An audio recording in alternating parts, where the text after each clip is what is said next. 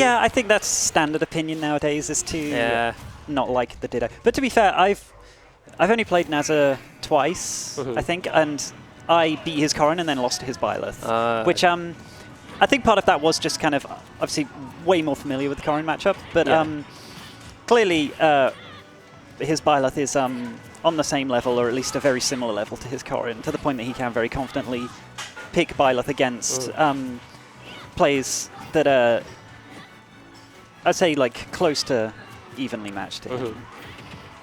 Yeah, this Byleth is no joke, and I mean, you can see it's looking pretty clean right now, just weaving in and out, somehow making that slow character look fast, which is like the #1 thing you gotta do with Byleth.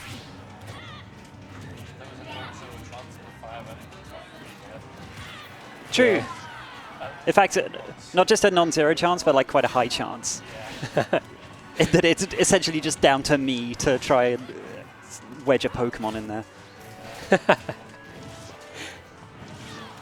Yeah, I suppose a lot of us here do play like Fire Emblem characters. And there are a lot of them, and they're popular. They're simple, and I mean, there's so many of them as well. It's like. Okay, yeah, Nazza taking the first stock here, but Jole not too far behind, gets that back air.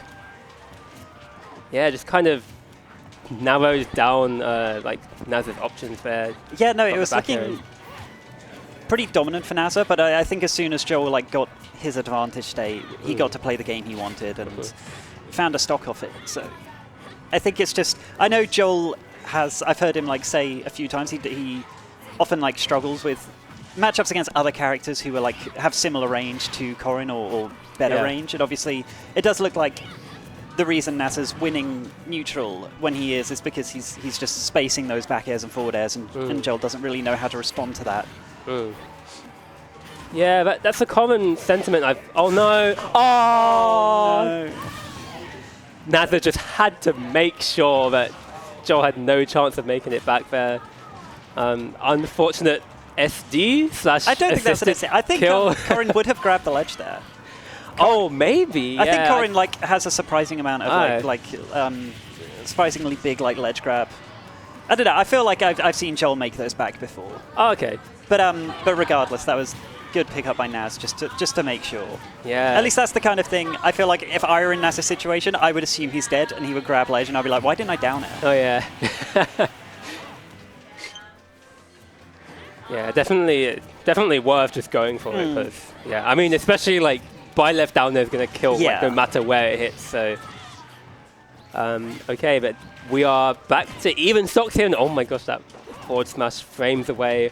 I remember in our set against Naz's Byleth, he was very good at hitting those forward smashes at ledge, which is a terrifying thing to have to like worry about when you're already at ledge against a character with crazy good range. This could be the start of a... Okay, I felt a deep Jole back air coming up.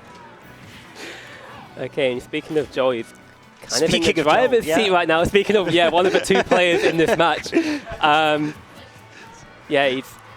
He's definitely activated something here, and he's, was in the driver's seat, but now it's looking all Nazza, and that forward smash almost sealing the deal. How are you going to get back to stage? So it's going to be the up air. Okay, and now, it's so dangerous. Oh, and the dash attack is going to do it. Wow. Good burst attack coming out from Nazza there. Clutching out that first game. That was looking close. That was looking very close.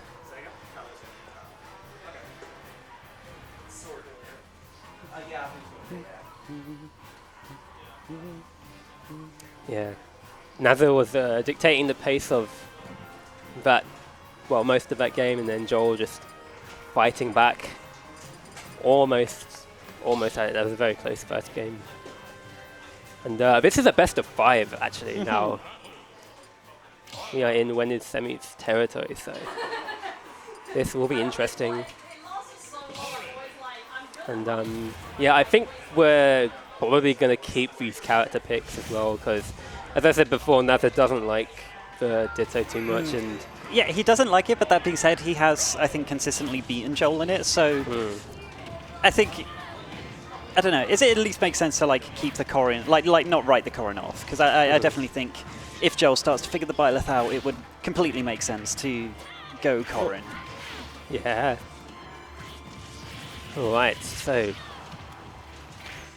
game 2, Jole with a slight lead here. Oh. And now pretty much even.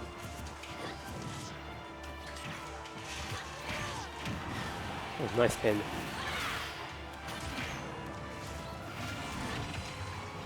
I gave it, oh, this is a bit dangerous. Off stage versus Byleth. Nice conditioning from Naz. Want to just hold that center stage, but Jole finding a way out, and now this is close. Oh, and the pin, yes, good pin from Jole. Is going to take the first stock there. And I think this is a first we've seen in Jole actually having the stock lead, and obviously that can massively change how he's going to play, although unfortunately they're not going to get anything off his lead. Naz evening it right back up, and now we're back to square one. Yeah, I didn't know you could get up air. Like, I guess it depends on the DI and stuff. Yeah, that's a funny move, and it always seems to not work how I think it's going to. But it's one of those things. Obviously, the Byleth player's going to know like way more about it than the person playing against them, and it's like you just think, well, if I DI like this, then I don't get hit by the obvious back air. But then what do you get hit by? And yeah, that was definitely like a primed. Like Naz was definitely ready to just hit that up air. I think probably predicting the DI from Jole there. Oh, that pin! I remember when I tried playing Byleth for a week, and I would get the up B, and I'd be like, side B maybe. But yeah, Naz a bit more knowledgeable, knowing what moves to actually hit, what will be most effective here. But Jole, oh, the forward smash. Oh, and the pin just kind of unfortunate for Jole there, just not hitting the right hitbox there. Okay, nice trump from Naz. Has Jole off stage again. And now, oh, even at 140%, Naz just has no fear. Moving like MK Leo right now. Jole needs to find one more opening, and there it is. Going to punish the pin with the down. Oh. Dude, Jole cannot catch a break, just like the immediate response with that. But regardless, if he just keeps that momentum up, he is on track to win. But yeah, it feels like there's often been like Jole's taken some like kind of big bursts of momentum and then has like failed to like close a stock when he should do, or just keep Naz in disadvantage. And Naz is just finding those opportunities to whittle back the damage and keep things very even. Yeah, this is a good position for Jole now, though. Oh. Yeah, just needs to find that move. There it is in neutral there, but good DI from Naz, just gonna fly right away from it.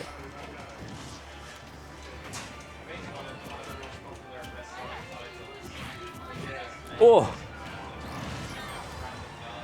Dude, that down there, probably wouldn't have killed, but like, that'd have been brutal if it hit. Okay, pin, not gonna kill. Has Naz off stage.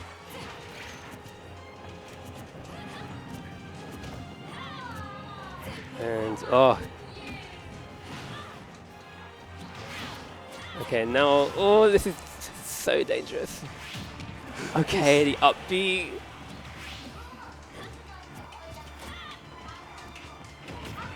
Oh, neutral air. Jole off stage again. Dude, I could not be off stage so many times versus Byleth. My heart rate would just fly into the thousands. But oh, that ball there.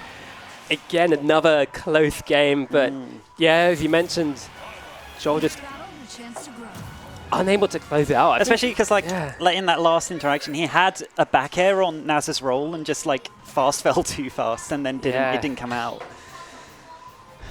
Yeah, very, very unfortunate. But you know what? We still got 3 games to play with here. So if I were Jole, I wouldn't count myself out just yet. This is definitely. I mean, you saw how close all those games were. No, we're going into game 3 here. We're going to Hollow Bastion. I feel like I don't often... I'm surprised Jole has been... this is just his pick. I feel like this isn't a stage I see him pick all that much. So I'm surprised this is just... I think he might just be in the mindset of, like, I don't need to change stage, I just need to adapt. And changing the stage would just kind of, like, distract me from that.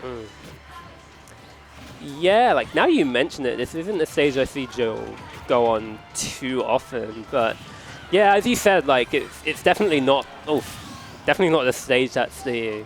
That's kind of the issue here. So, yeah, I respect Jole just kind of wanting to fight it out here. Now taking an early stock with that 4 there. Jole was at like what 80% or something like that. It's crazy. Okay, but yeah, I guess the kind of the kind of issue is like what I'm finding in this matchup is like having Byleth off stage is a lot less dangerous than having Corrin off stage. Yeah, I mean, Byleth, if that makes sense. Especially one big thing is obviously you can't 2-frame the tether recovery with pin, and that's like a big thing that obviously isn't just like a good chance for an early stock as Corrin, but it also just like affects how your ledge trap plays out. Because some people just try and like buffer an option to try and like punish pin and things like that. And as soon as you remove what's like a very consistent way for Corrin to kill, it feels like Jole's just not getting... Because I feel like when someone's in the corner against Jole, he's very good at getting kills. And 2-framing with pin is a big part of that. Yeah.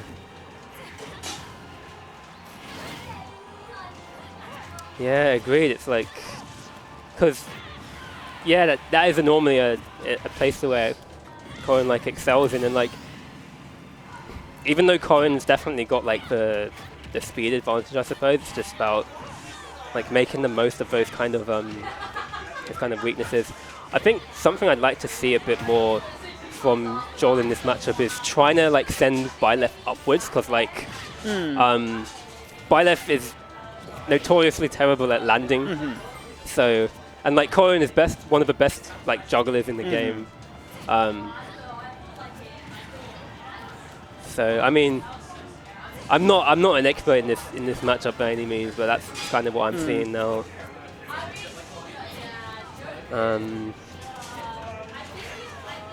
Yeah. Oh.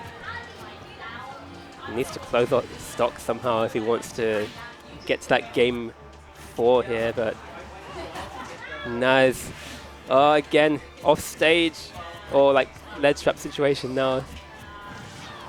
Even at 76%, I am already just like fearing for my life, kind of. But if anyone can do it, it's Jole in the footstool. What? You could. That could have been very cool. I have never seen that in my life. I did not. I'm learning new things today, and Nazza catching Jole with the back air there. I've never seen up B to footstool. That's a thing. Insane.